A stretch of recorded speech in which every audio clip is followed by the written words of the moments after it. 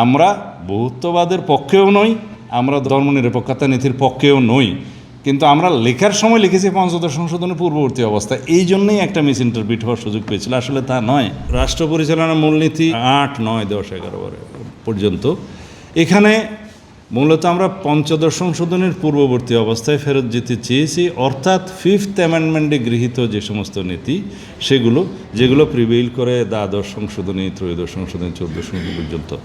এইখানে একটা ভুল বোঝার কারণ ছিল, সংস্কার কমিশন যে রিপোর্ট দিয়েছে ওখানে ধর্মনিরপেক্ষতা সহ অন্যান্যগুলো বাতিলের জন্য প্রস্তাব করেছে। সেই জায়গায় তো আমাদের সরাসরি একমত হওয়া উচিত ছিল, তাই না? ওয়ালটন আবারও মিলিনিয়ার অফারে ওয়ালটন ফ্রিজ কিনে আপনিও হয়ে যেতে পারেন মিলিয়নিয়ার। মিলিনিয়ার ছড়াছড়ি দেশ জুড়ে, এটা শুধু ওয়ালটেনই পারে।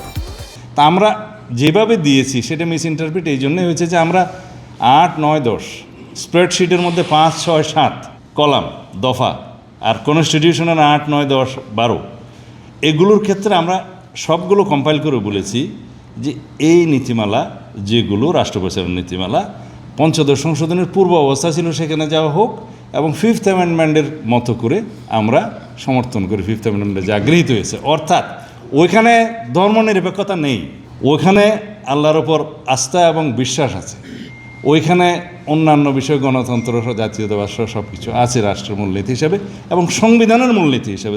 দুই জিনিস, কিন্তু প্রিয়াম্বলে যেটা হয় সেটা সংবিধানের মূলনীতি, আর এখানে রাষ্ট্র পরিচালনার মূলনীতি, আমরা সেটা ইন্টারপ্রিট করেছি। সুতরাং আমরা বহুত্ববাদের পক্ষেও নই, আমরা ধর্মনিরপেক্ষতা নীতির পক্ষেও নই, কিন্তু আমরা লেখার সময় লিখেছি পঞ্চদশ সংশোধনের পূর্ববর্তী অবস্থা, এই জন্যই একটা মিস ইন্টারপ্রিট হওয়ার সুযোগ পেয়েছিল। আসলে তা নয়।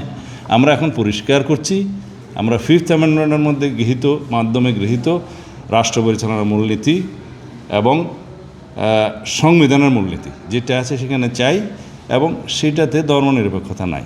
সেখানে বহুত্ববাদ এখন যে নতুন করে প্রস্তাব করা হচ্ছে সেটার আমরা বিরোধিতা করেছি।